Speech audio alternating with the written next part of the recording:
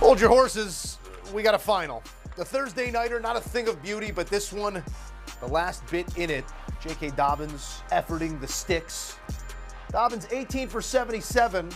Bo Nix, $150 through the air, a touchdown, 2 INTs. No pictures on the scorecard, but in the end, Denver Broncos collect their first 7-game win streak since 2015. They improved to 8-2, but improve, I guess, is in the eye of the beholder. Back in studio alongside Emery Hunt, the two-time Super Bowl champ Bryant McFadden, joining the conversation as well, and depth and breadth of this conversation will show the skill of these two men, that I know. Emery Hunt, explain to me what you just saw over 60 minutes of football. There were so many inefficiencies on both sides. How did Denver manage the win? They made less mistakes collectively than the Las Vegas Raiders. I was about to call them Oakland Raiders, but they made less mistakes, not in the terms of penalties, but in terms of just the offensive execution. And they made one more play or two more plays than the Raiders did, which got them the points that they needed. They took advantage of the turnovers the Raiders gave them. And once they were able to take advantage of the second turnover, moving the ball inside field goal range, kicking the field goal, getting the job done, giving them just enough points. But all jokes aside, this was awful offense for both teams, especially the Broncos. This was no identity football for Denver tonight. Well, I'm going to keep it plain and simple. The Broncos won because they had the better defense. Now, the Raiders defensively, they played a great game considering what they've done in the previous road opportunities. They really played a good game. But unfortunately, the Broncos were just a tad bit better than they were, and they needed to score points. That was the issue for the Raiders. When you talk about the offense being outside of that first quarter success, they were stagnant for the remaining 3 quarters. And you saw what the Denver Broncos defensively, what they did. They sacked the quarterback. They were able to set up great field position for the Denver Broncos, which was an issue in the first half, and they also blocked a punt. And I understand on every opportunity, every turnover, and every great field position they gave their offense, they didn't score. Well, all that did was set up momentum for them to finally find a way to get them the significant 3 points they needed to get to be able to win this game. And that's all that was needed. I mean, when you watch this game, guys, I know when I watched it, I felt like if they got a 1-point lead, it was a wrap. It was nothing the Raiders could do, especially when Geno Smith became a bit hobbled. They were limited in what they could do in terms of success against the Broncos defensively. When I watched it, I felt like I needed a shower, but we will trudge on here because I do want to explore the inefficiencies on the Denver side. I think we might end up a little bit lopsided here. The Raiders not expected to win this game. The Denver Broncos, so much more was expected than what they gave us in their performance. Looking at this box score, these two teams, to your guys' point, played very similar games. 220 total yards for the Broncos, $188 for the Raiders. Third down inefficiency on both sides of it. Neither team cracks 90 yards rushing. Neither team cracks 140 yards passing. It was not the prettiest brand of football, and I want to lean into the passing here for a moment, Mac.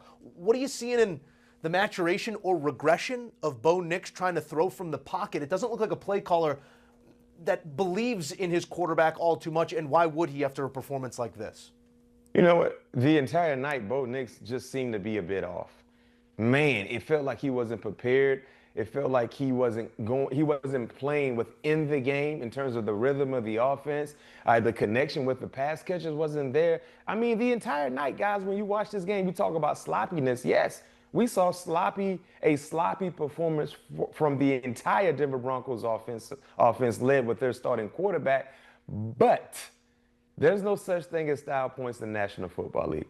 No question Joe was ugly. It was a hard watch in terms of watching both of these teams play. But at the end of the ball game, the Denver Broncos had more points. Now, what's next for Sean Payton in terms of the maturation process for Bo Nix? Because watching him today, it felt like he took a step back.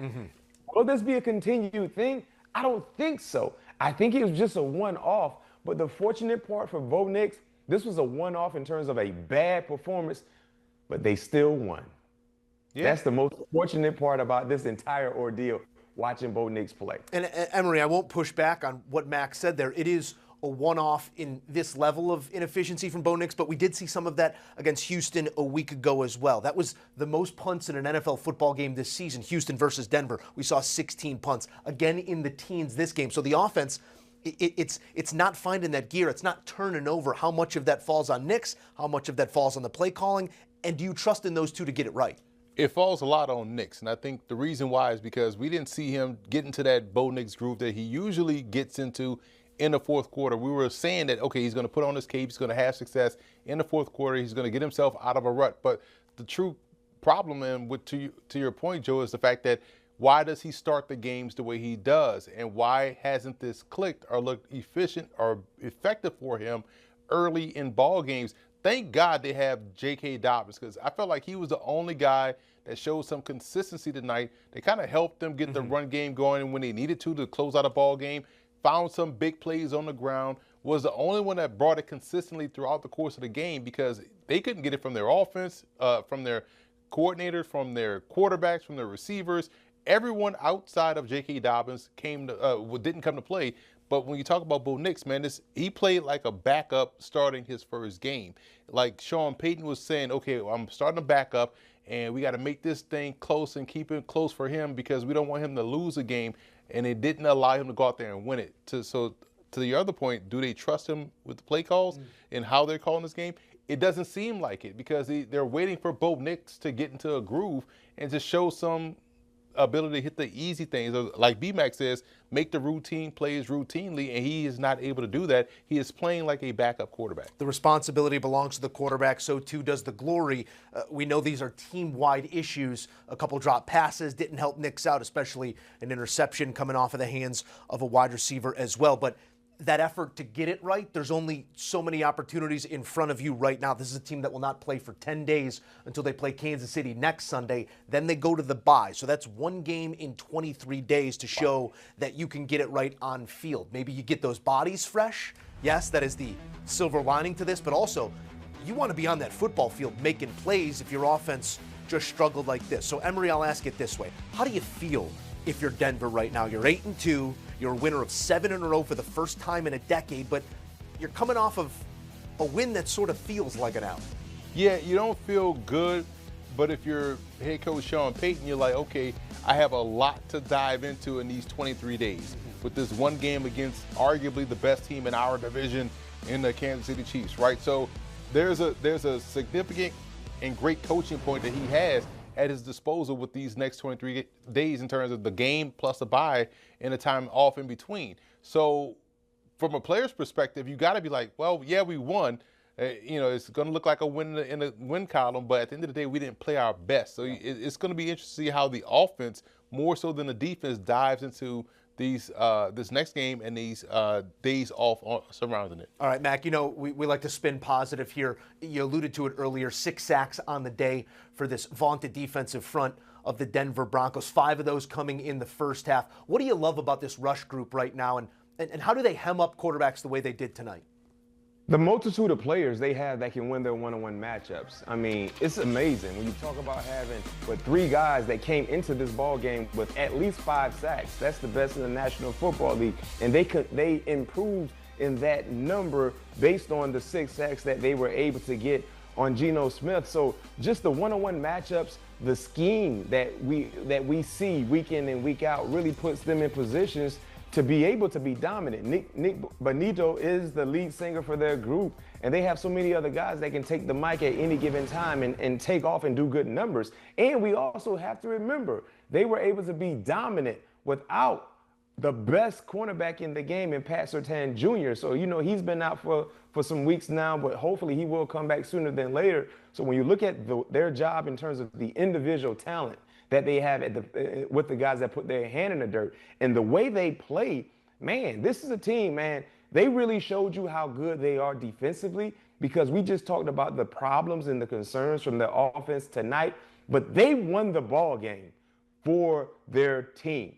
And we don't expect to see the issues from their offense, but if these things surface more than not, because they happened last week, Joe, you talked about the issues for Bo Nix. They didn't do a good job last week, but guess what? They won the ball game because they have a championship-like defense. So those are the things that's needed to make a significant playoff run. And I can tell you this much. They're 8-2. The last time I checked with them winning tonight, they're sitting atop of the AFC. That defense is not the defense you would like to go play if they happen to get the top seed in the playoffs where everything will have to come through Denver, I don't know how many quarterbacks in the AFC or offenses will love to sign up for that opportunity.